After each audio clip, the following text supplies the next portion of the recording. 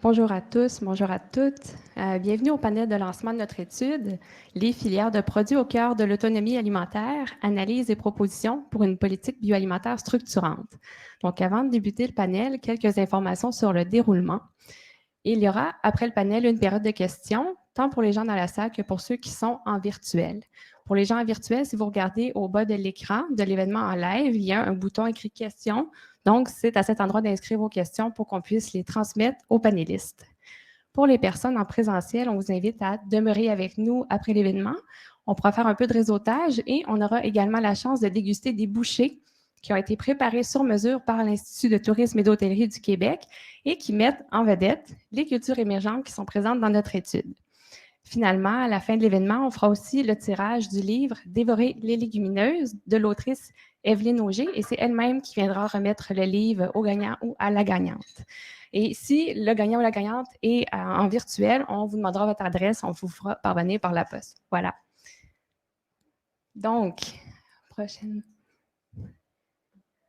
La suivante. OK, ça s'est rendu. Donc, un petit merci. Chez Equita, on tient à remercier nos partenaires de longue haleine avec qui on a travaillé sur cette étude-là qui nous a réunis depuis presque 2 ans maintenant. Donc, avec nous, le Collectif Vital, qui est une initiative de l'Association de santé publique du Québec, également la Chaire de recherche du Canada sur les inégalités en nutrition et santé et l'Institut de recherche en économie contemporaine. Donc, merci pour votre présence aujourd'hui. Et maintenant, sans plus tarder, j'aimerais vous présenter votre animatrice pour le panel, Mme Hélène Raymond. Animatrice et journaliste à Radio-Canada pendant plusieurs années, Mme Raymond continue de s'intéresser de très près aux enjeux agroalimentaires et environnementaux. Auteure de 2 ouvrages qui portent sur notre rapport aux aliments et aux terroirs, elle publiera prochainement, dans cette même perspective, un livre sur notre garde-manger marin et nos liens avec le milieu maritime. Mme Raymond, merci d'être ici.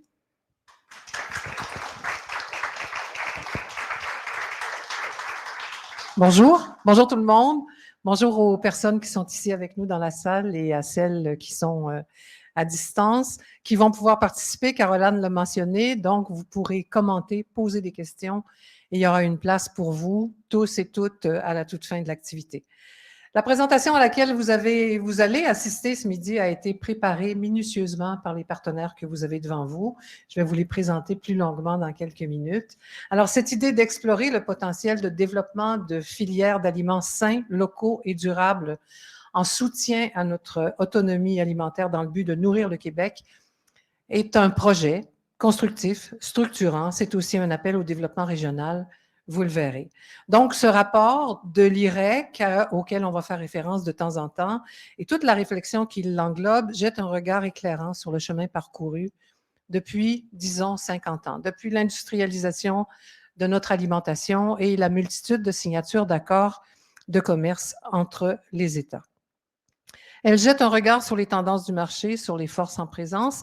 Il faut convenir que c'est un chemin sur lequel nous nous sommes tous et toutes engagés et les enjeux dont il sera question au cours de la prochaine heure sont ceux pour lesquels les organisations présentes souhaitent en priorité des améliorations au système alimentaire et des enjeux qu'ils souhaitent voir inscrire dans une prochaine politique bioalimentaire pour le Québec qui va voir le jour, on pense, à compter de 2025. En tout cas, on verra à quel moment le travail s'engage. L'insécurité alimentaire est criante. On va projeter 4 images simplement pour camper un peu le portrait. Plus d'1 million de personnes sont en situation d'insécurité alimentaire au Québec à l'heure actuelle. Des gens seuls sont démunis et pas seulement dans les villes. On voit un nombre grandissant de salariés recourir à l'aide alimentaire. Des familles doivent faire la file pour combler les besoins de leurs enfants à un moment ou à un autre de l'année, quelquefois chaque mois et pire encore chaque semaine. Dans une organisation avec laquelle je collabore sur le plan de l'immigration, le nombre de personnes en demande d'assistance alimentaire augmente considérablement d'un mois à l'autre et on a des gens sur des listes d'attente. L'insécurité alimentaire touche actuellement 15% de la population. Et parmi les bénéficiaires de l'aide alimentaire en ce moment au Québec, le tiers, 34% sont des enfants. C'est criant. On pourrait aussi parler de surconsommation d'aliments transformés. On en parlera au cours du panel. Pour la Fondation Holo, je n'ai retenu qu'une définition. Ce sont des aliments qui contiennent des ingrédients qui ne se retrouvent pas dans les garde-manger. La liste d'ingrédients est souvent très longue. Résumons en citant Holo toujours. Beaucoup de gras, beaucoup de sel, beaucoup de sucre, peu de fibres. Une surconsommation d'aliments ultra transformés a une incidence reconnue sur les maladies chroniques. On pourrait aussi ajouter aux enjeux le poids que font peser nos pratiques agricoles et de transformation alimentaire sur l'environnement. Personnellement, je pense spontanément aux emballages, mais aussi à la dégradation de la santé des sols, aux impacts de certaines pratiques agricoles qui sont en lien avec la crise climatique. On le sait, une alimentation de plus en plus végétale est un objectif à atteindre. On le répète partout, en tout cas dans les pays où la viande prend beaucoup de place.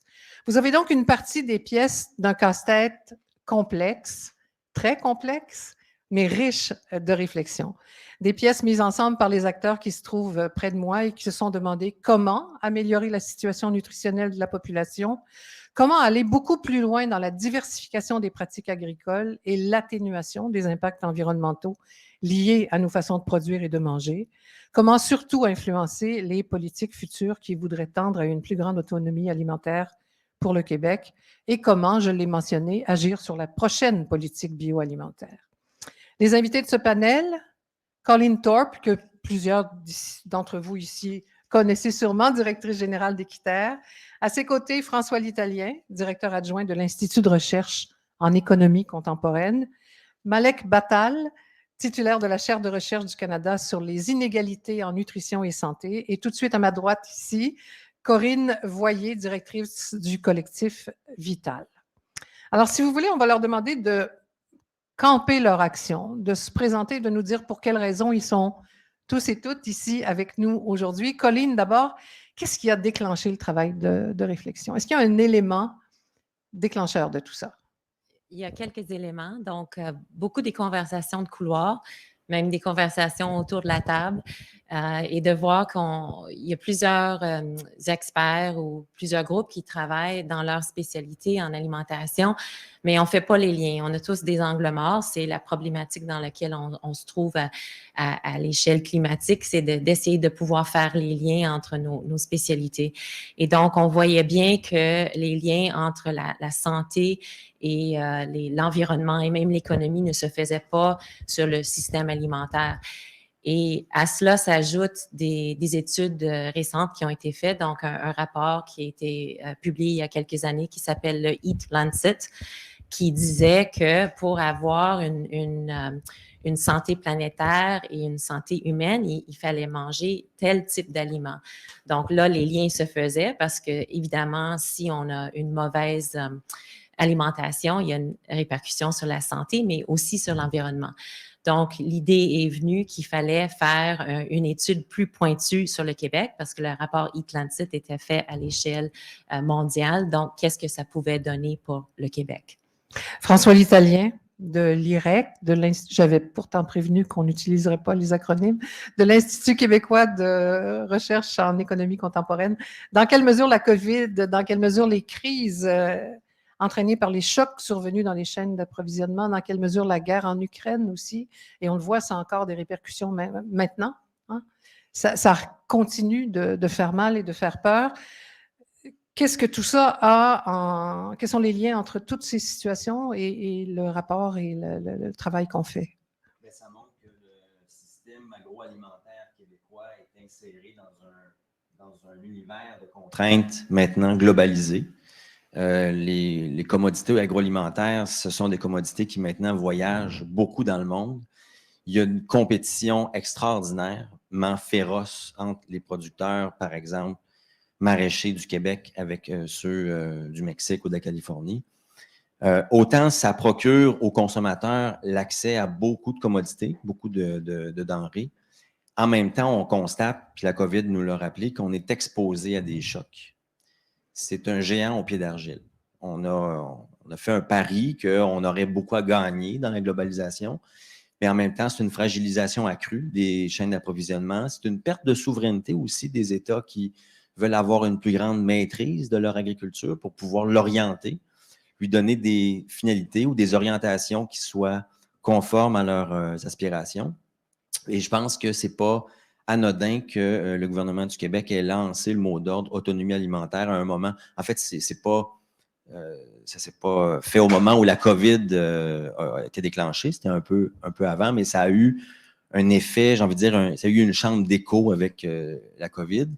Et au Québec, quand on regarde l'histoire de l'agriculture, on réalise qu'on n'a jamais cessé de vouloir maîtriser notre agriculture dans un univers où les paramètres nous échappent bien souvent. Corinne, où est-ce que s'inscrit le collectif Vital dans cette démarche? On a vu tout à l'heure l'image des aliments ultra transformés, de leur impact sur la santé. Alors, où est-ce que vous êtes là-dedans? Bien, pour juste placer d'abord le collectif Vital, c'est anciennement la Coalition PA, là, pour ceux qui se demandent qui on est. Ça fait des années que le collectif travaille sur la place des aliments ultra-transformés qui est trop présente dans l'alimentation des Québécois. C'est un facteur qui est un déterminant en fait commun à l'ensemble des sujets là, qu'on va couvrir aujourd'hui. Puis peut-être juste pour placer dans la tête des gens, c'est près de la moitié de nos calories des Québécois, là, près de la moitié qui proviennent des aliments ultra transformés de manière quotidienne là, dans notre alimentation. Donc, la place, elle est trop importante pour ce qu'elle devrait avoir.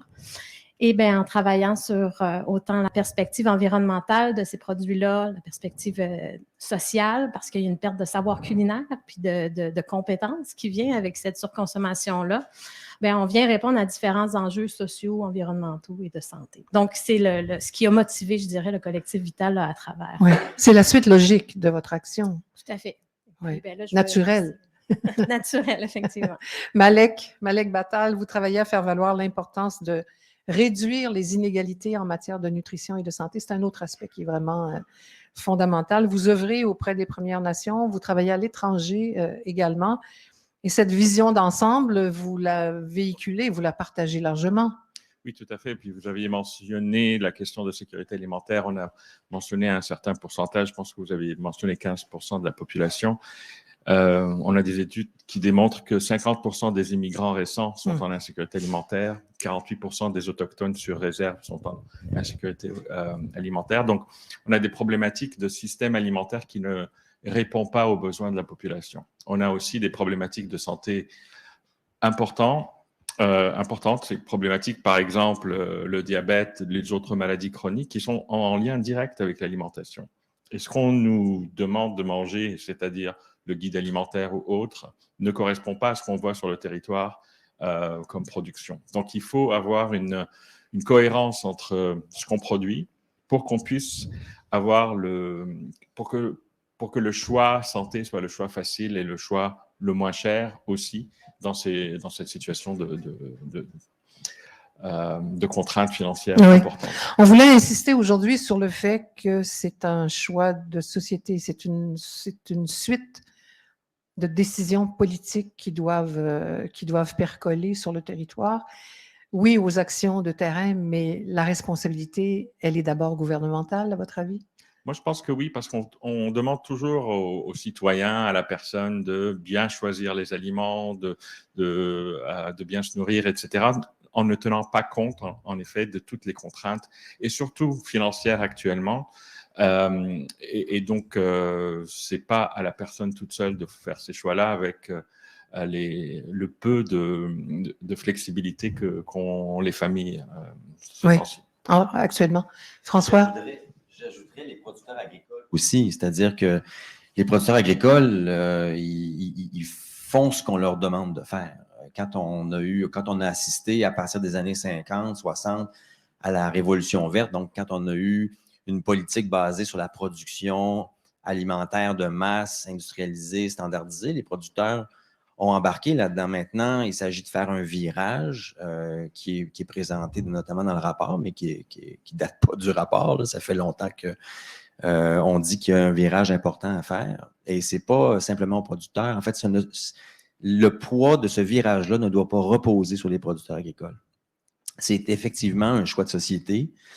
Le domaine agricole, l'économie agricole, c'est une économie qui est financée de plusieurs façons, qui est structurée de plusieurs façons par l'État et qui dépend des choix de société.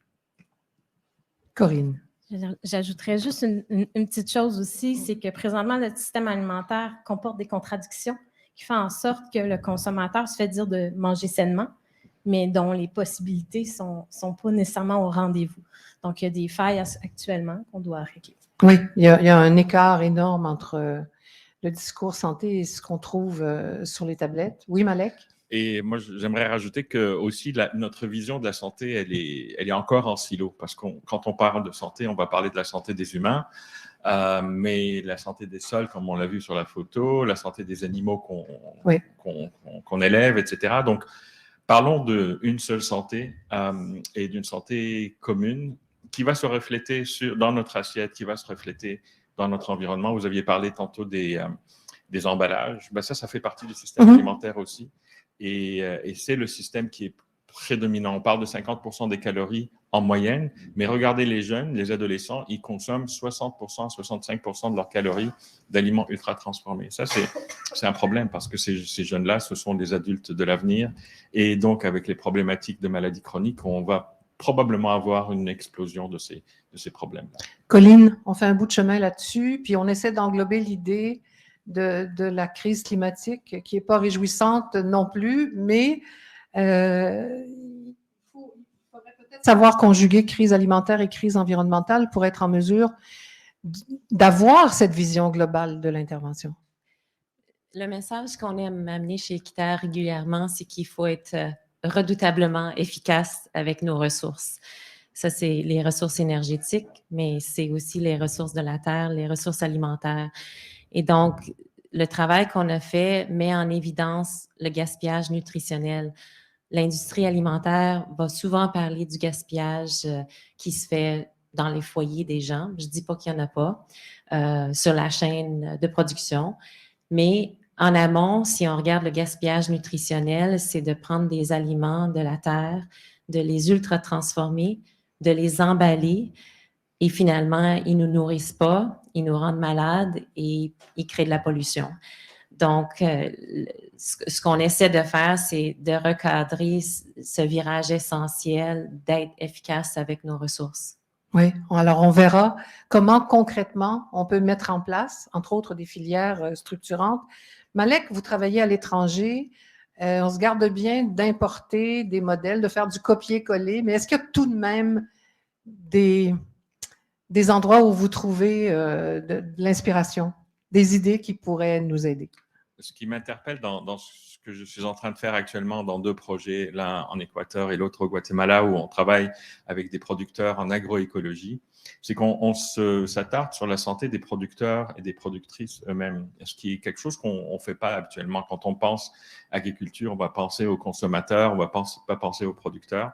Et là, ce qu'on a trouvé, c'est que ceux qui étaient impliqués dans une approche régénératrice de l'agriculture, de la production, étaient eux-mêmes en meilleure santé, étaient plus heureux aussi, parce qu'ils produisaient des aliments diversifiés, ils les consommaient, ils en profitaient davantage de point de vue financier, ils envoyaient leurs enfants à l'école davantage que leurs voisins qui ne le faisaient pas. C'est peut-être pas les mêmes problématiques ici, mais pour moi, c'est intéressant de voir qu'il faut regarder le tout aussi dans cette situation et donc aussi la santé des producteurs dans l'équation.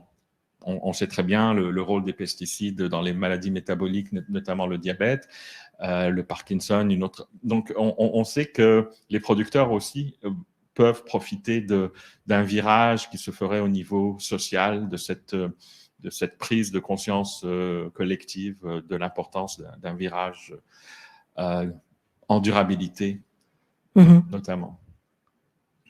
Corinne, oui? Ça va? J'avais mal perçu le signal. Tout à fait d'accord avec Malek. Mais vous êtes sans doute d'accord avec cette idée aussi de nourrir le Québec avec des aliments sains, locaux, durables pour développer l'autonomie alimentaire. Mais derrière tout ça, il y a aussi des actions à poser pour contrer le marketing d'une certaine façon.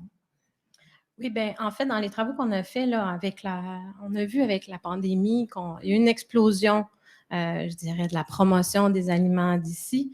Et ce qu'on a remarqué, c'est que ça a été une stratégie de marketing réutilisée beaucoup par plusieurs entreprises pour valoriser des produits ultra transformés qu'on devrait consommer avec modération. Donc, il y a une réutilisation du marketing dans l'idée d'acheter local. C'est pour ça que dans la définition d'une autonomie alimentaire, on ne peut pas faire fi de critères nutritionnels, on ne peut pas faire fi des inéquités ni de l'environnement. Ça doit faire partie de la vision pour justement avoir des pratiques là, qui sont plus saines et durables. La question, c'est donc de savoir si on laisse le marché décider, François, ou si on décide pour le marché. Oui, puis au Québec, en fait, on a rarement laissé le marché complètement décider. Sauf, évidemment, les signaux de marché sont présents en fonction des différentes filières de production, mais on a toujours souhaité avoir, comme je le disais, la maîtrise sur les orientations de notre agriculture et du bioalimentaire.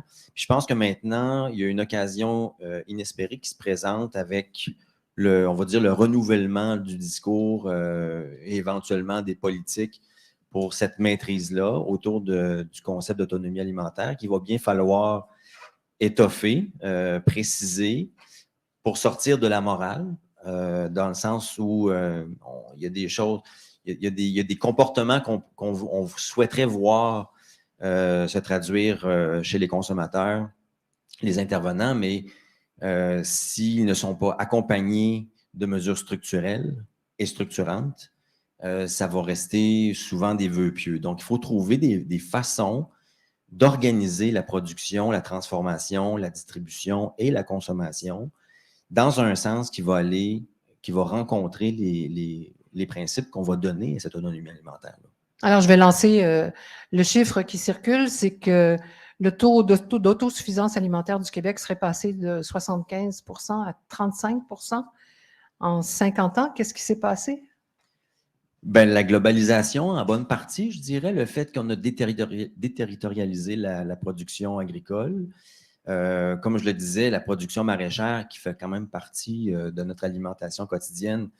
Les producteurs maraîchers vous le diront, ça a défrayé la chronique cet été. C'est très difficile de faire vivre une ferme maraîchère au Québec quand on est en compétition avec des territoires où les conditions agroclimatiques, les conditions économiques, salariales, environnementales tirent vers le bas les coûts de production.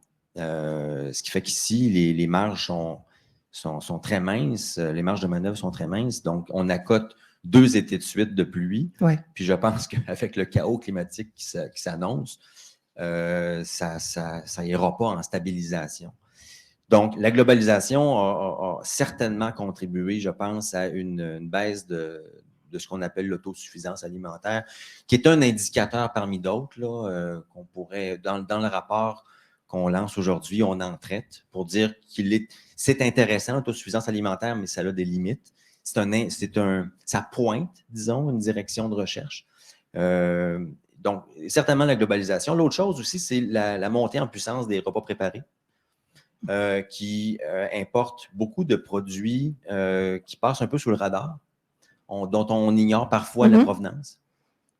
Ce qui fait qu'un repas qui est vendu maintenant, un repas surgelé, peut avoir dans sa composition des aliments de base qui viennent un peu partout.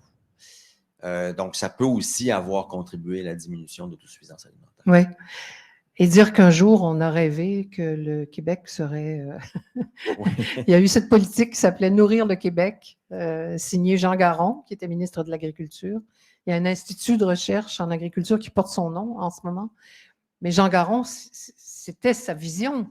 Absolument. Puis Jean Garon, c'était un ministre qui n'avait pas peur de prendre le téléphone pour appeler les grandes chaînes de distribution alimentaire, un peu comme le gouvernement fédéral le fait récemment sur la question de l'inflation. Mais du côté de Jean Garon, c'était pour tordre le bras au PDG des Loblaws de ce monde pour dire, regarde, les fruits et légumes, la viande que tu vends dans tes comptoirs, arrête de la faire venir de l'Ontario, elle fait 700, 800, 900 km, alors que tu as à 30 minutes de chez vous un abattoir qui cherche des marchés pour écouler la viande ou des producteurs maraîchers qui doivent faire passer par un courtier en fruits et légumes d'ailleurs pour vendre. Bref, la distribution agroalimentaire est un lieu extrêmement important pour le reste. Puis Jean Garon, je n'ai pas tutoyé ces PDG-là. Puis je pense que c'est ce qui nous manque en ce moment. C'est-à-dire, on a une politique avec des indicateurs, mais il va falloir mettre un petit peu plus de vouloir là-dedans. Bon, bien justement, allons-y de propositions. Une des propositions, c'est la création de filières. On va prendre quelques exemples, mais des filières pour substituer des importations et contribuer à cette transition. Colleen, quelques exemples de ces filières qui nous servent d'exemple aujourd'hui, mais qui pourraient faire une différence et dans l'assiette et dans la vie des régions. Mon sujet préféré. On y va. Les crêpes de sarrasin puis la soupe à la gourgane. Donc, oui, au Québec, on a des filières qu'on appelle des filières émergentes. On pourrait aussi dire des cultures de l'avenir, qui sont des anciennes cultures, mais qui réapparaissent à la mode, mais qui ont beaucoup de valeurs nutritives et qui pourraient très bien substituer de ce qu'on a dans l'assiette actuellement. Alors, la filière, Colleen, c'est? Les filières dans le rapport. Donc, une filière, au fait, c'est plus François qui va pouvoir mieux expliquer la filière, mais c'est de dire de la production à l'assiette, les différentes étapes qu'on a besoin pour l'amener à l'assiette. Voilà. Donc, il y a des producteurs puis des transformateurs dans ça. Donc, on peut cultiver du sarrasin, mais après, il faut transformer le sarrasin minimalement, enlever l'écorce pour que ça aboutisse dans l'assiette. Et donc, l'idée encore, c'est qu'on a ces potentiels-là qui existent au Québec. On a des producteurs qui en font. On pourrait les compter sur 2 ou 3 mains, mais pas tant que ça. Et donc, le défi maintenant, c'est de créer des marchés pour ces productions-là. Dans l'étude, on regarde 3 productions, donc le soya, le sarrasin, puis l'avoine nue, donc l'avoine sans son écorce, qui peut remplacer le riz. Et il y en a d'autres, mais on s'est concentré sur ces cultures-là.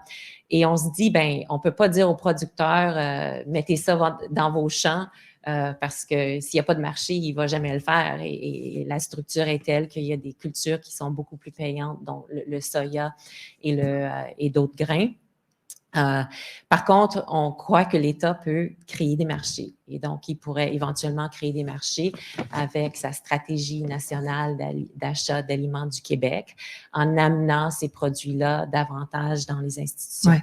Alors, on va y aller un petit peu plus à fond avec une idée ou deux sur chacune des filières suggérées. Puis si les autres veulent commenter, vous êtes les bienvenus. Mais cette filière sarrasin, elle fait référence à un aliment qui fait partie de la culture alimentaire québécoise, en tout cas du patrimoine culinaire, et qui s'apprête à pousser, qui pourrait pousser partout d'une certaine façon. Ben, plaidoyer pour le sarrasin, Colleen Thorpe. Plaidoyer pour le sarrasin. Bien, on sait qu'il y avait Séraphin Poudrier qui a fait mourir la galette. Une association très négative avec le sarrasin. On a même remarqué des chutes de consommation de sarrasin après cette émission-là. Cela étant dit, que c'est une culture qui pousse très bien dans plusieurs régions du Québec. C'est une culture qui est très nutritive et qui a un potentiel. Et si vous achetez du sarrasin actuellement au Québec, même le marché niche que ça représente, parce qu'il n'y a pas tellement de gens qui mettent ça au menu, bien, vous allez retrouver même du sarrasin de Chine. Et donc, même le marché québécois n'est pas alimenté par des producteurs de sarrasin. Donc, je ne sais pas si ça répond. Oui, ça répond à la question. Je ne sais pas si ça fait un plaidoyer. C'est très délicieux, le sarrasin.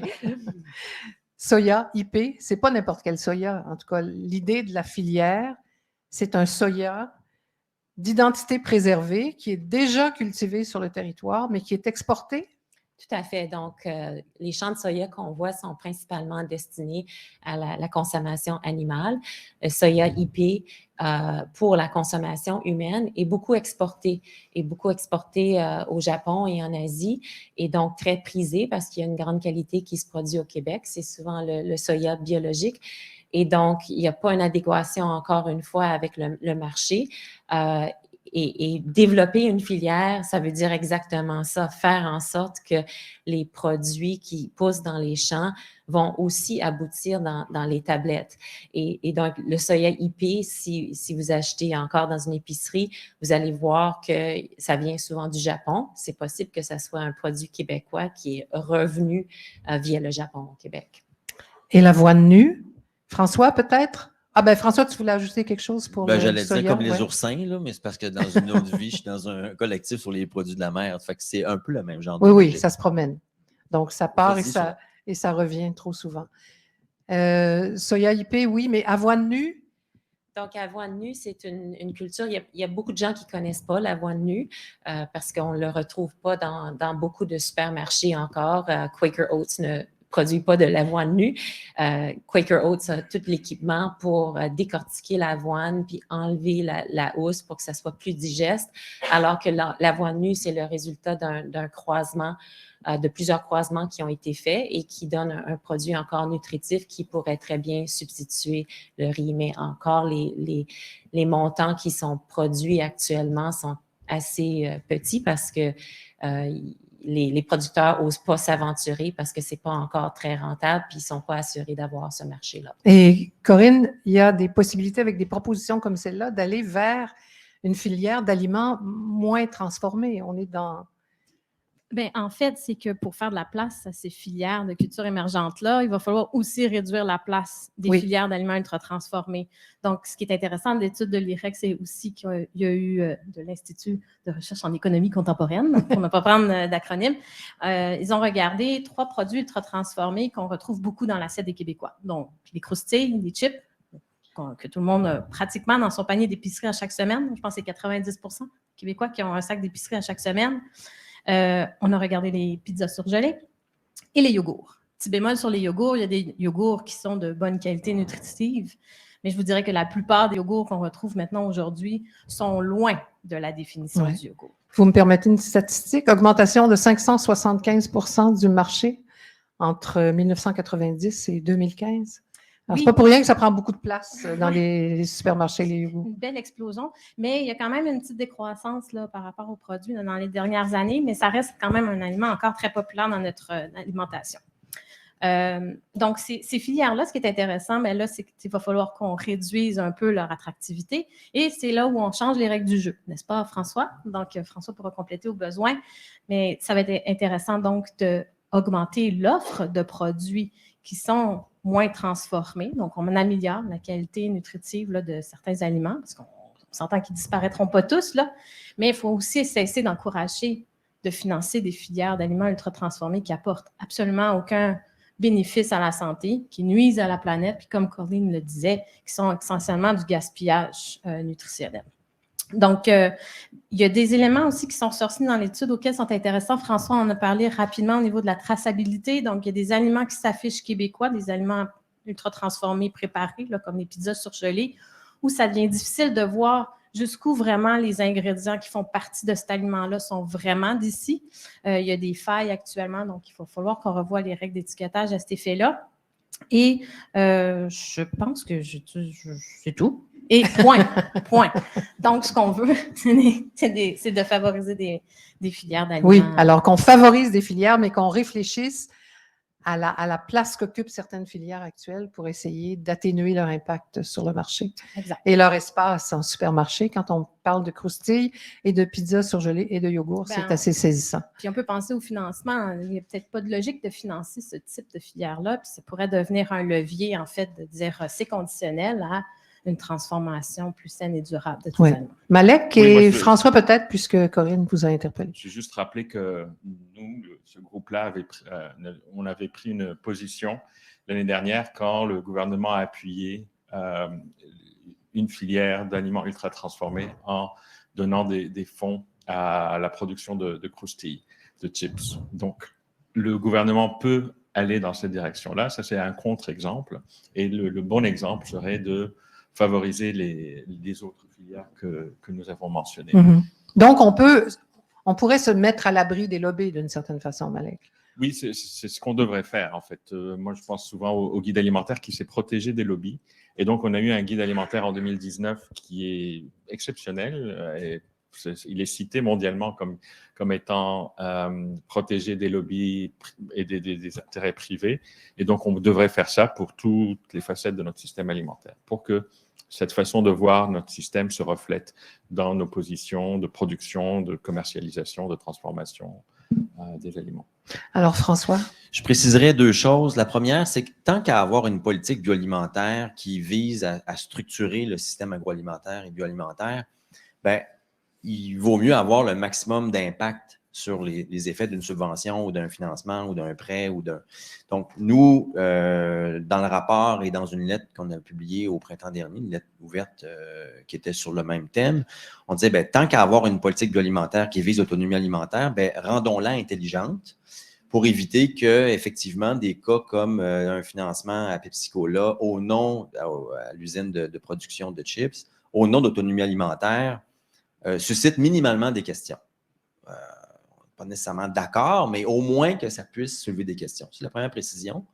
Et deuxième précision, l'idée, c'est pas de bannir les chips, les pizzas ou les yogourts. L'idée, c'est qu'il y a un espace d'amélioration qu'on peut, à travers les instruments de l'État, aménager pour des entreprises qui, si on ne leur donne pas des balises, vont continuer à nous vendre des produits ultra-transformés avec les qualités dont on a, la faible qualité dont on a décrite et les impacts sur le territoire, la nature et l'économie locale et la santé. Donc, l'idée ici, c'est que est-ce qu'on peut faire migrer des transformateurs, des distributeurs vers une autonomie alimentaire ou des nouveaux procédés, des nouvelles façons de faire qui sont plus raccords avec les valeurs qu'on veut voir promouvoir dans une politique alimentaire.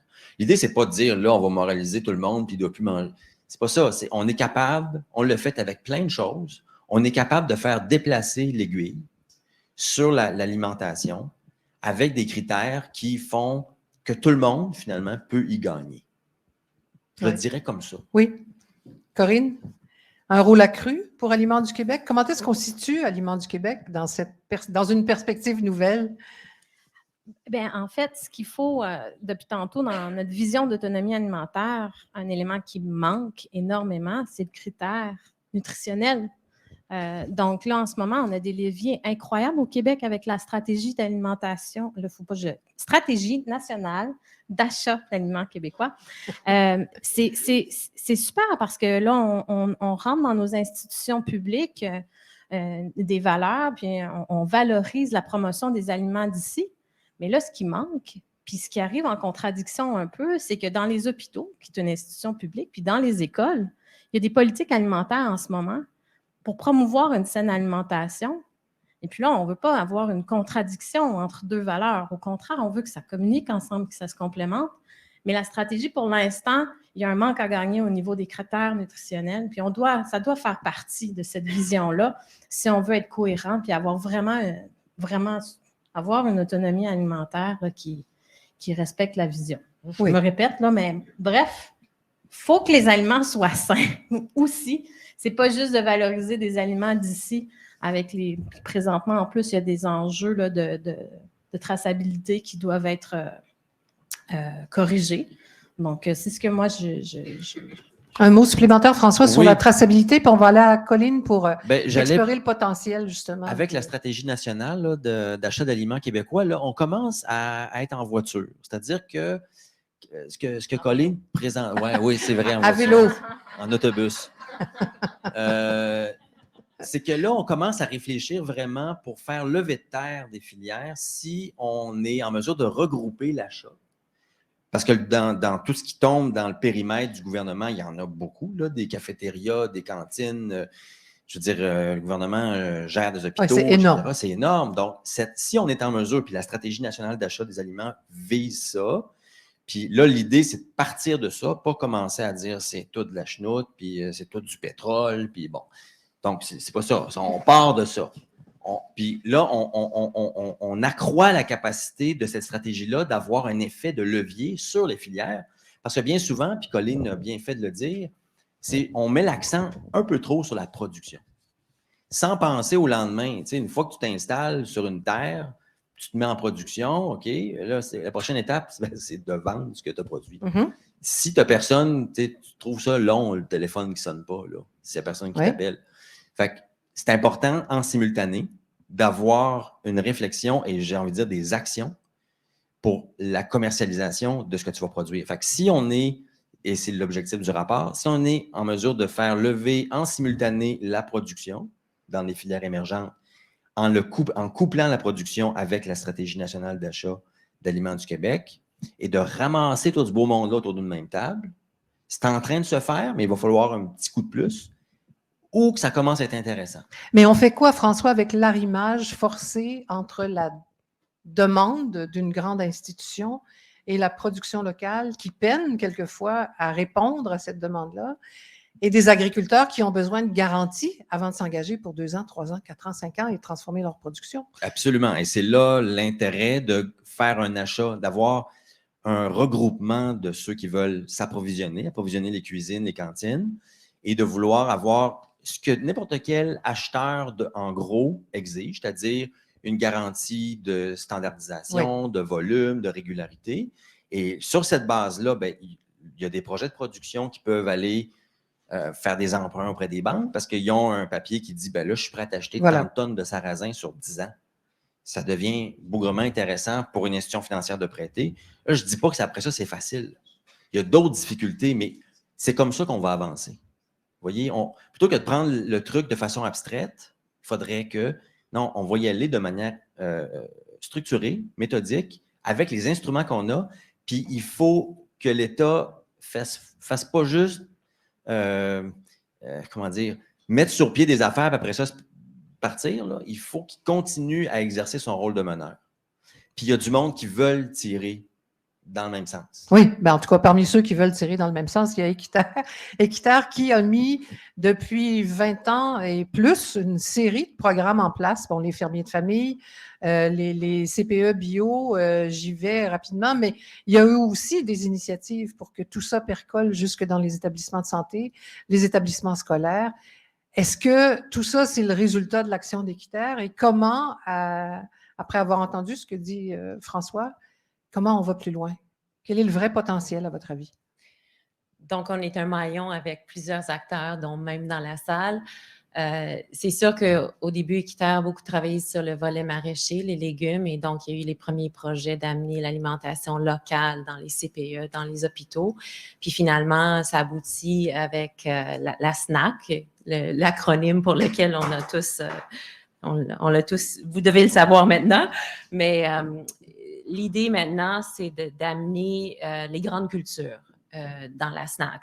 Et donc, comment on peut faire ça? Bien, on l'a mentionné, mais quelques exemples vraiment précis. Donc, il y a un projet qui se fait en ce moment avec Équiterre et des institutions, c'est-à-dire qu'on amène des producteurs à mettre des cultures d'haricots secs dans les champs. En Mauricie, c'est la région où ça se fait, où on a eu un financement du MAPAC. Et ces productions-là sont destinées aux institutions. Donc, c'est très concret. Ça s'est fait pour la première fois cette année. Et il y a eu même des bienfaits très importants pour le sol parce que quand on a l'haricot sec, il se récolte assez tôt dans la saison. Ça donne assez de temps pour mettre une culture de couverture. Qui dit culture de couverture dit meilleure santé des sols. Donc, ça, c'est un exemple très concret.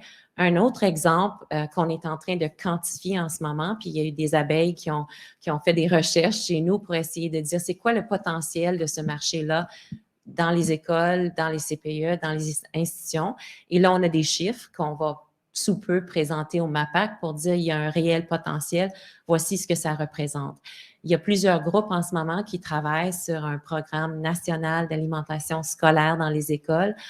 On ne peut pas souligner l'importance de faire des gestes de cette envergure-là qui répondent à plusieurs besoins, donc une justice alimentaire, également une éducation alimentaire, parce qu'on s'entend qu'avant qu'on mette le sarrasin et ces autres aliments dans l'assiette, il faut être exposé. Si on est exposé à un jeune âge, bien, on pourra le faire.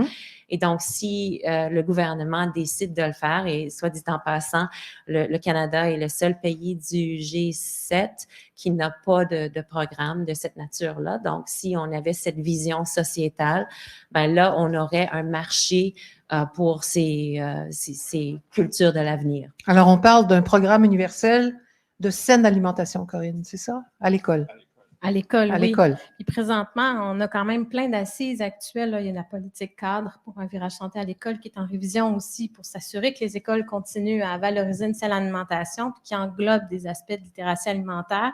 Par contre, c'est encore un peu inégal sur le terrain. Il y a des défis. C'est très peu supporté. Là. Fait nous autres, on fait un peu notre plaidoyer auprès du gouvernement, surtout du ministère de l'Éducation, pour s'assurer de lui redonner sa valeur juste. Mais en complémentarité avec le programme d'alimentation scolaire, on a tous les leviers présentement pour pouvoir offrir une alimentation saine et durable au Québec. Il faut juste les réunir. Oui, dans cette idée-là, il y a l'idée du soutien à la diversité plutôt que le soutien à la variété. Est-ce qu'on pourrait le dire comme ça? Donc, de ne pas multiplier les saveurs de yogourt ou de chips, mais de diversifier l'offre alimentaire. François?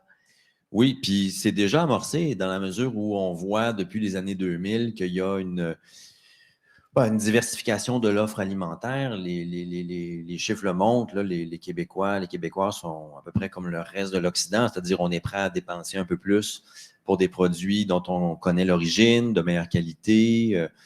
Bon, ça, c'est un avantage. On voit qu'il y a une réponse là, du côté des consommateurs. Maintenant, il s'agit pas juste de stimuler la demande, mais aussi de structurer l'offre. Il faut faire un effort pour proposer davantage de produits de bonne qualité, locaux, durables, qui sont raccords avec les normes de santé. Je pense que ça, il faut faire un effort là-dessus. Oui. Puis une politique comme celle d'autonomie alimentaire, c'est le lieu tout indiqué pour le faire. Et c'est une politique de développement régional aussi, Malek? Oui, ben ça peut avoir un impact sur le territoire. Ouais. Donc, il faut que notre territoire, quand on regarde, quand on circule à l'extérieur de Montréal, par exemple, qu'on ne voit pas que des champs de soya et de maïs, mais qu'on reflète un peu ce qu'on voudrait voir dans notre assiette. Alors, c'est inversé. Oui. Hein? C'est souhaiter l'assiette, c'est l'imaginer, c'est la concevoir, et après aller vers les acteurs de terrain, etc. Donc, François, ça passerait par une révision du soutien à la production agricole? Ça pourrait aller jusque-là. Absolument. Comme je le disais, oui, il ne faut pas laisser les producteurs à eux-mêmes. On ne peut pas dire vous devez le faire, puis prenez tout le risque. Il doit y avoir des aides supplémentaires, des aides mieux ciblées, puis réviser aussi les programmes de soutien aux grands transformateurs, demander des comptes aux distributeurs. Les marges sont, je pense, inéquitablement réparties au sein du marché bioalimentaire. On le sait, là, les distributeurs font beaucoup d'argent. Et plus la chaîne s'allonge, plus le début de la chaîne est laissé pour compte. Exactement. Puis c'est comme, j'ai envie de dire, comme le reste de l'économie, plus on est proche du terrain, plus les marges sont minces. Puis plus on est dans la valeur ajoutée puis la commercialisation, plus les marges sont grandes. Donc, évidemment, il va falloir aussi prendre ça au sérieux, prendre le taureau par les cornes, un peu comme le faisait Jean Garon à son époque, à sa façon, en exigeant des comptes. Vous avez des meilleures marges, bien, vous avez aussi des plus grandes responsabilités à l'égard du Québec. Puis, Colline, oui. Si je peux ajouter quelque chose, j'ai eu une conversation avec une productrice des Îles-de-la-Madeleine, puis qui a dit, ben moi, je vais toujours être pauvre parce que le gouvernement ne voit pas de valeur à ma carotte qui n'est pas transformée. Donc, le discours ambiant et l'accès aux subventions, c'est la valeur ajoutée. Donc, cette notion-là que les produits non transformés ou peu transformés ont une valeur parce qu'ils ont une valeur pour notre santé, pour tout plein de raisons qu'on a évoquées, c'est pas encore ancré dans dans le ministère d'abord. C'est quand même le ministère de l'Agriculture, c'est économique avant tout.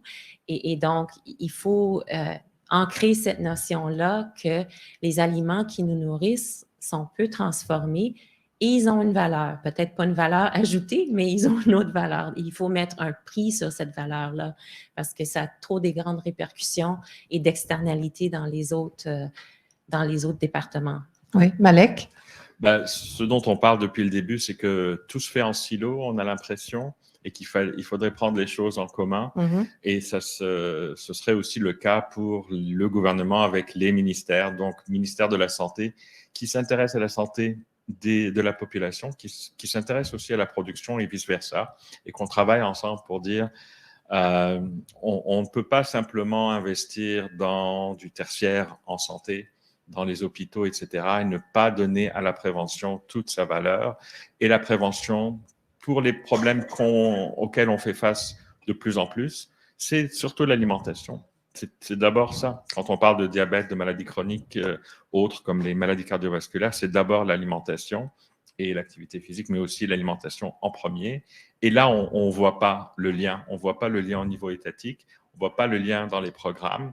C'est comme si chacun de son bord, on va travailler à niveau fédéral sur l'étiquetage peut-être un jour en 2026, mais on ne va pas aller aux sources et parler du système alimentaire comme étant générateur de cette santé, qu'elle soit bonne ou mauvaise. La carotte nutritive, nutritionnelle. En fait, si on calculait tout, Colline, pour cet exemple de carotte, on prendrait également en considération le fait que les transporter sur une longue distance, les carottes, du continent de la Grande Terre, comme disent les Madelinots, jusqu'aux îles. Si on intégrait tout ça, on aurait une meilleure compréhension de la valeur des choses, François. C'est sûr que ce qu'on appelle le signal prix, qui Ouais. est la variable que les consommateurs regardent en premier, va rester une variable qu'on va utiliser comme excuse. Elle est réelle, cette variable-là, mais elle ne doit pas nous décourager d'entreprendre des chantiers pour développer des nouvelles filières. Effectivement, moi, je pense, pour rebondir sur la question du développement régional, là, je fais un peu de millage sur ce que Malek vient de dire.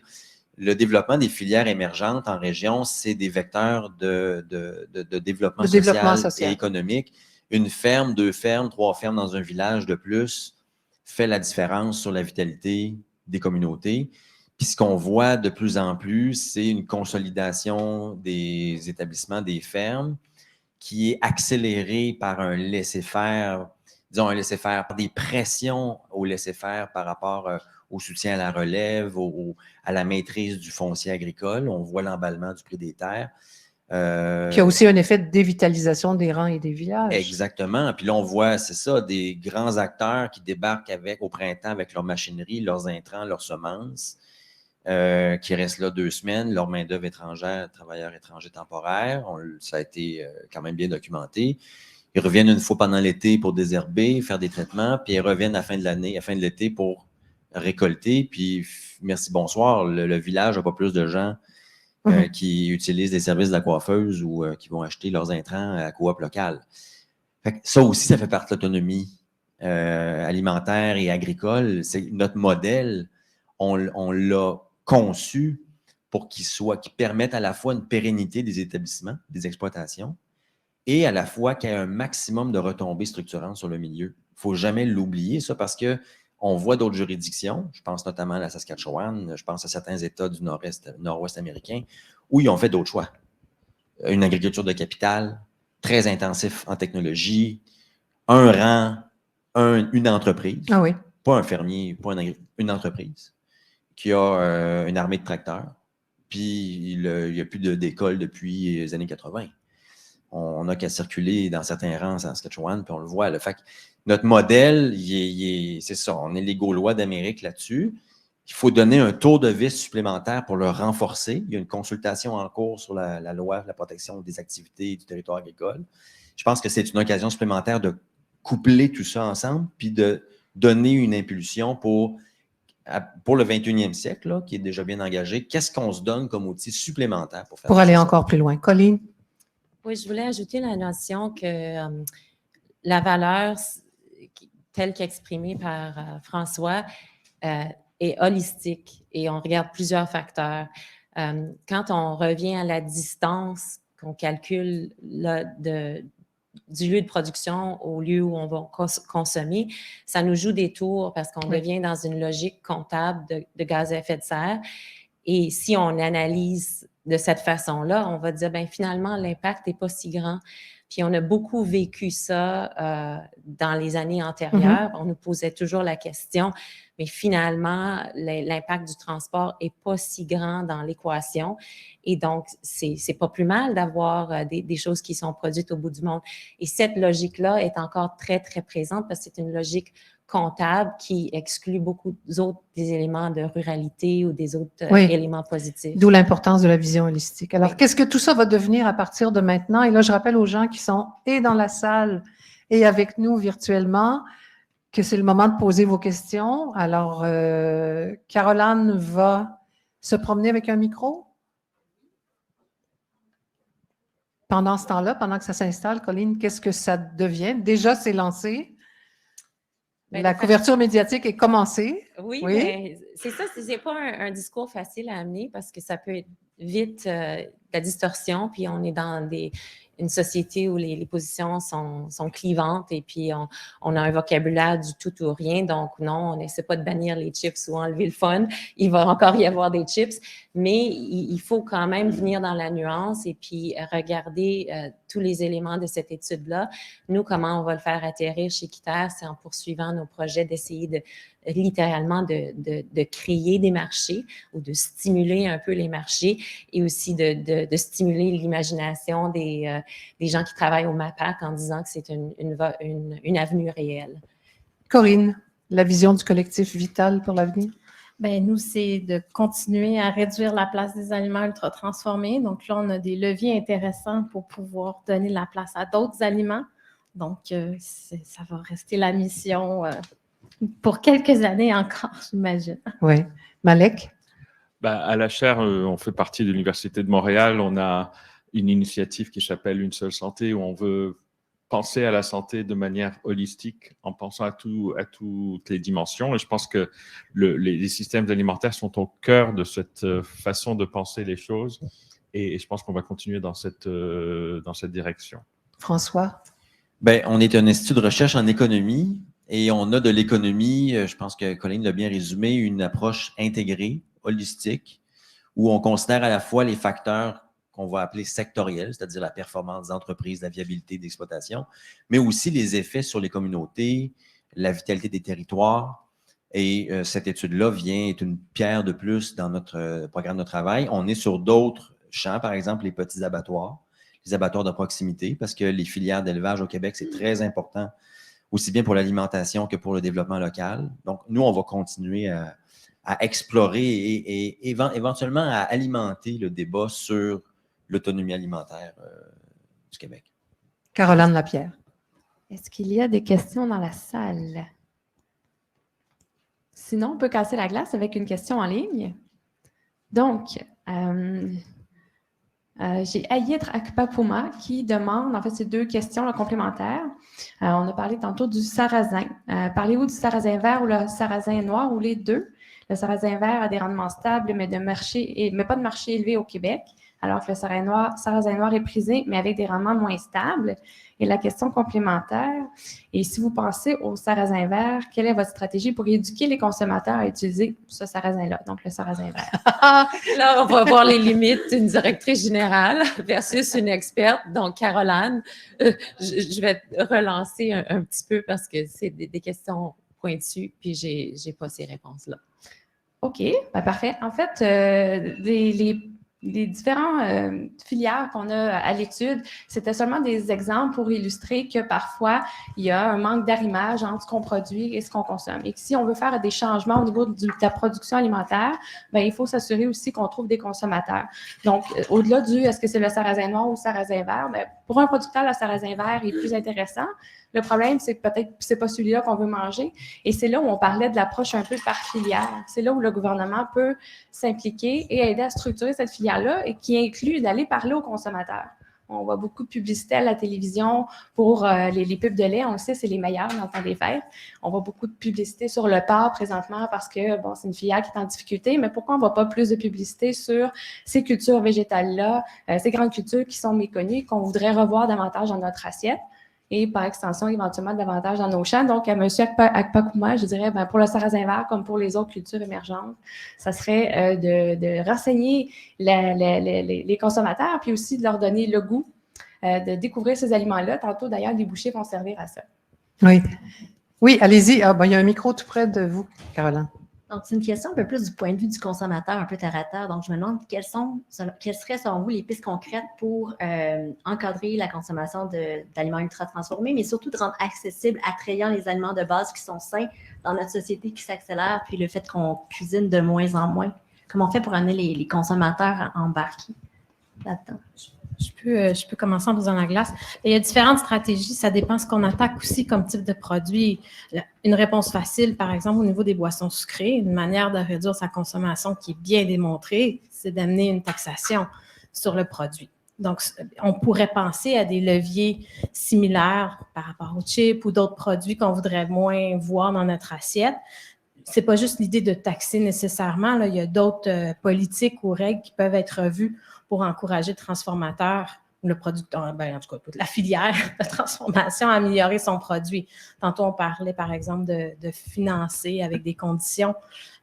Donc, ce sont différentes actions possibles. Là, je sais que dans vos travaux de l'IREC, on en énumérait quelques-unes. On n'a pas étudié chacune de manière précise, savoir laquelle serait plus efficace pour tel et tel produit, mais c'est une série d'actions qu'il va falloir faire là, pour réduire, en tout cas, là, au niveau des aliments ultra-transformés, tout l'encadrement du marketing aussi.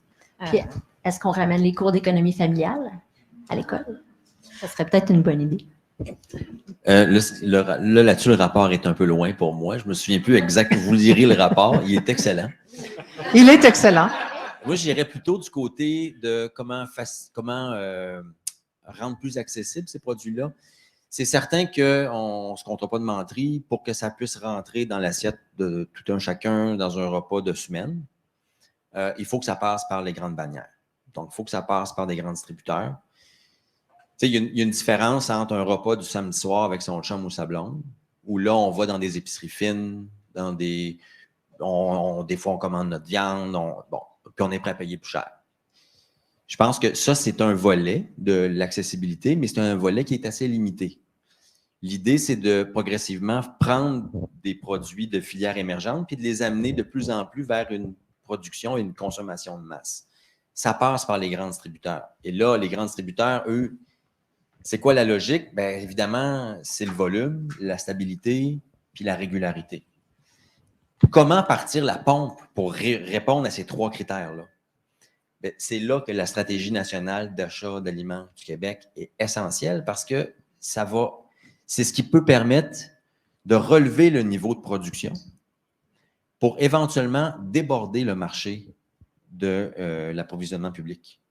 Puis intéresser des distributeurs privés, donc des grandes bannières, métro, etc., à des produits qui, à un moment donné, une fois que ça s'est taillé une place dans le menu du CHSLD, des CHSLD de la Montérégie, les cahiers de charges sont établis, le réseau de distribution est fait, on est capable le conditionnement, tout est bien seté, là, comme le reste des produits agroalimentaires. On a normalisé ça. Là, les distributeurs vont commencer à s'intéresser. Il s'agit de partir une pompe.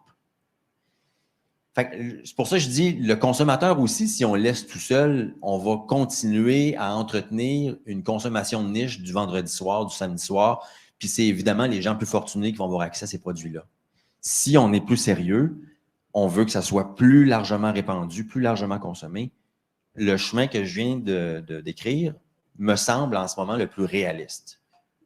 Colline, oui? Oui, si je peux ajouter un autre chemin, parce que je vois quelqu'un dans la salle qui travaille avec les entreprises, donc ceux qui font de la transformation, parce que il y aura de la transformation, pas toujours de l'ultra-transformation. Donc, les transformateurs peuvent aussi utiliser ces produits-là, ces cultures de l'avenir. Donc, il y a la gourgane qui est en train de se développer dans le coin du lac Saint-Jean et il y a beaucoup d'usages pour la gourgane. Il y a beaucoup d'expérimentation qui se fait.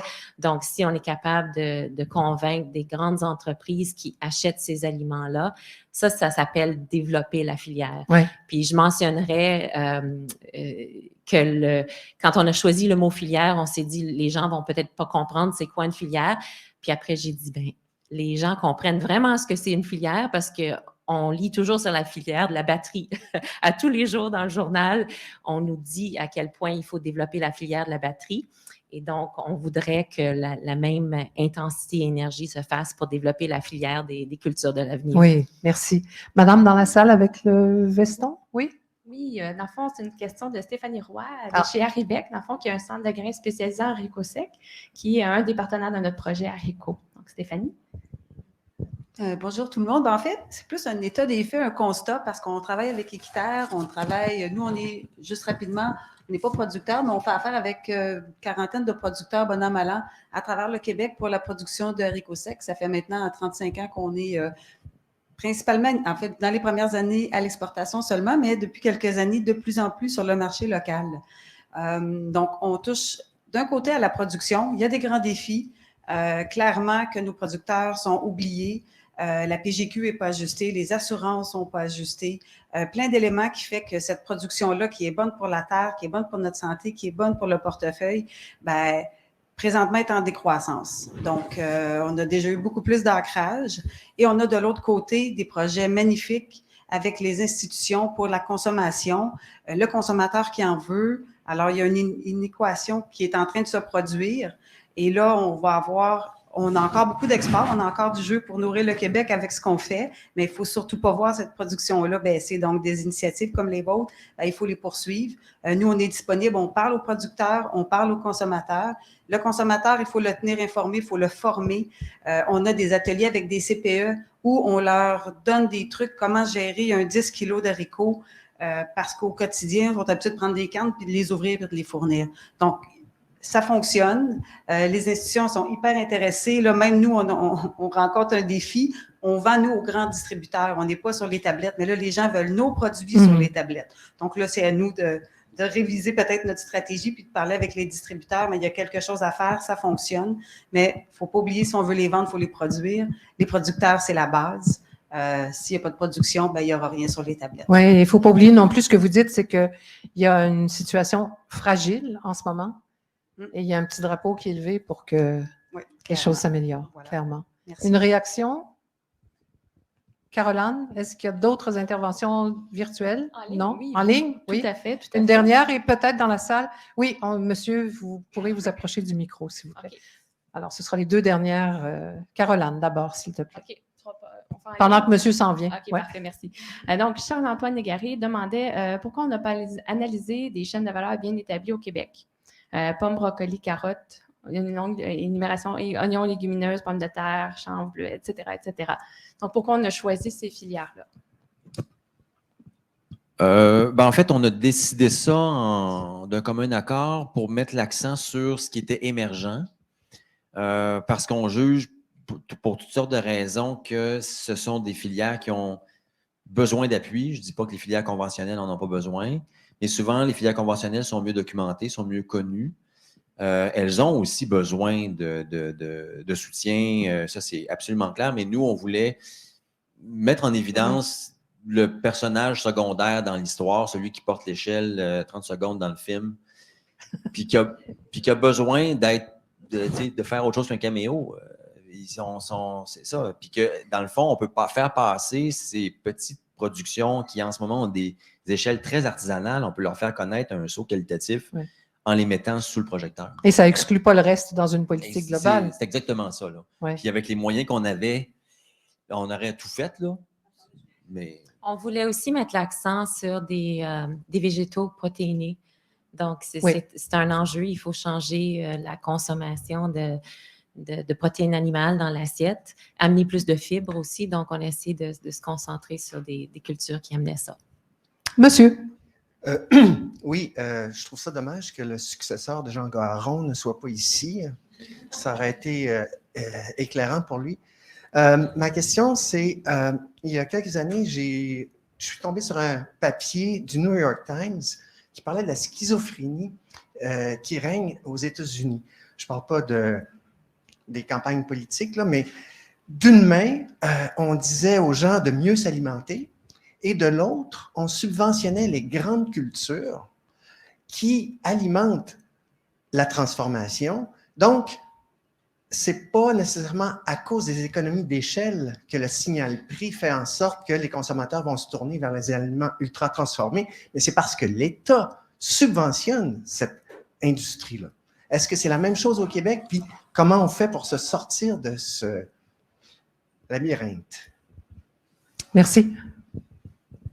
J'ai l'impression qu'on est dans le même scénario. Oui, en effet, c'est-à-dire que ce qu'on encourage dans la production ne se reflète pas dans les recommandations alimentaires. Et on a parlé d'autosuffisance. C'est intéressant, l'autosuffisance, mais ça cache aussi des réalités dans le sens de la diversité de ce qui se trouve. On produit 4 fois plus de porc qu'on consomme, par exemple, donc on exporte. Ça rentre dans les chiffres d'autosuffisance, mais ça ne reflète pas la vraie autosuffisance nutritionnelle au niveau des nutriments aussi, et qu'est-ce qu'on devrait avoir chez nous pour notre propre consommation. Donc, je pense que c'est la même chose qui se reflète. Donc, Est-ce qu'on a une cohérence entre l'assiette et le territoire? C'est encore une fois. Quel beau sujet. Caroline? Ça foisonne. Ah, Corinne, je continuerai peut-être m'excuse. juste, ce sera pas long. Oui. Il y a des programmes d'amélioration des aliments au Québec qui est en cours, là, qui subventionnent en fait des entreprises qui veulent améliorer leurs produits.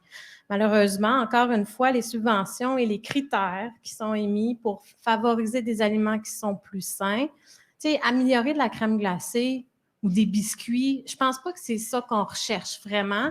Puis présentement, c'est plus ça qu'on observe, nous, puis qui pourrait être amélioré au niveau de l'amélioration alimentaire. C'est d'améliorer, tu sais, on ne cherche pas non plus un gâteau une fois de temps en temps. Ça va, tu sais. C'est pas juste d'améliorer le gâteau qui est important, mais c'est l'ensemble de la chaîne d'aliments. Donc, il y a des efforts à faire au Québec aussi. On le voit. Je ne sais pas si c'est aussi schizophrène qu'aux États-Unis. Je n'ai pas tous les chiffres, mais il y a quelques éléments. Rapidement, François. Ben, c'est une excellente question, puis ça met en évidence le fait que l'économie, c'est aussi des rapports de force. Les deux gens, il faut avoir les deux gens en face des trous. Les multinationales qui prospèrent dans le bioalimentaire ont quand même beaucoup d'équipes d'avocats, de lobbyistes pour faire de la représentation, puis d'une certaine façon, imposer leur agenda de différentes façons. Donc là, je n'apprends rien à personne ici, j'espère. Là. Ce qui fait que c'est toujours à refaire. De défendre les intérêts de la société versus des intérêts privés.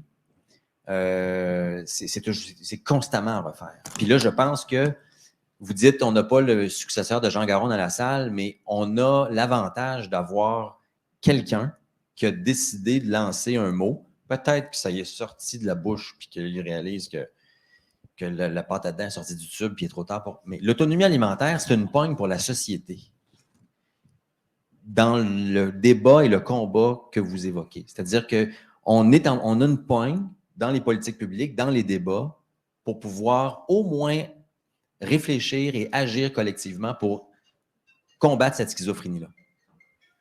Je ne dis pas que c'est gagné. C'est le successeur de Jean Garon qui téléphone. Caroline, avec une dernière question virtuelle. Oui, ça foisonne en ligne. Plein d'excellentes questions. Donc, une dernière de Robert Beauchemin qui dit « Le rapport souligne des coûts plus élevés pour des produits issus de l'autonomie alimentaire. La réalité commerciale dicte que c'est le prix. » Donc, comment on résout ça? On n'a pas de réponse à ça.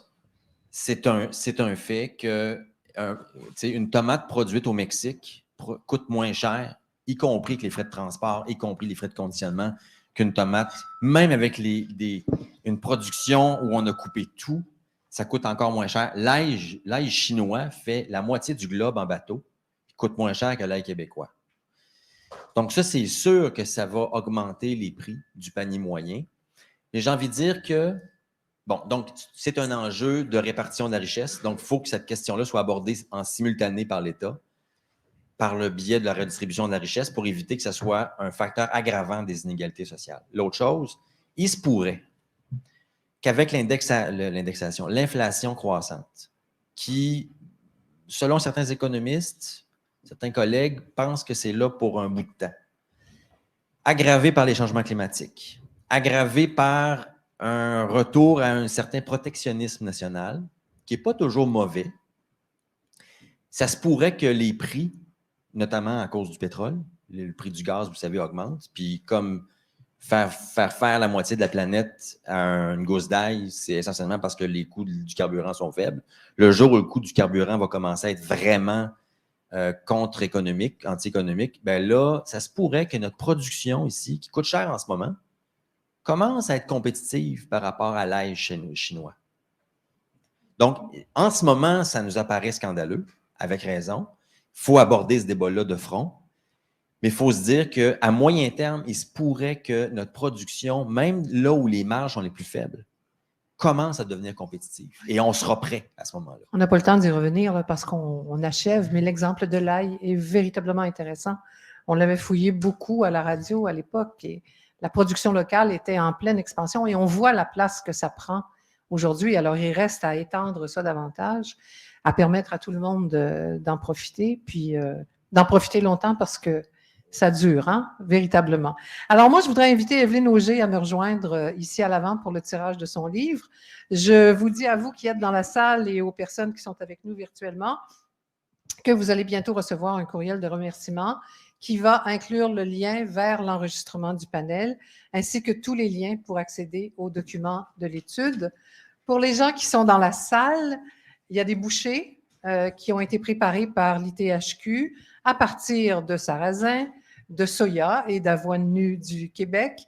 Donc, on pourra manger ensemble et continuer d'échanger. Evelyne est autrice du livre « Dévorer les légumineuses ». Je pourrais peut-être le montrer, si vous voulez. Donc, « Dévorer les légumineuses », c'est une passionnée de cuisine végétarienne et de tout ce qui touche à l'environnement. Elle est fondatrice et rédactrice en chef de La Fraîche, un magazine web VG. Evelyne, alors c'est le moment de nous révéler le nom de la personne qui remporte votre livre. Alors, la gagnante est en ligne et s'appelle Caroline Champagne. Donc, elle pourra nous écrire pour nous communiquer son adresse et elle fera parvenir la copie. Merci beaucoup. Alors, Madame Champagne, oui, vous nous faites parvenir votre adresse postale et le livre va vous parvenir très, très bientôt. Alors, Evelyne Auger, grand merci. Bonne chance aussi avec la suite de ce livre.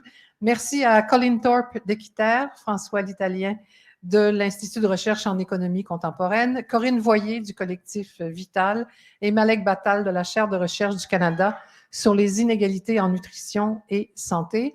Je vous invite encore une fois à lire les rapports, les sommaires qui vont vous parvenir. Il y a une foule d'informations véritablement très, très intéressantes. Merci d'avoir été avec nous aujourd'hui. Merci à Caroline Lapierre, à l'équipe technique d'Équiterre aussi, et bonne fin de journée. Merci.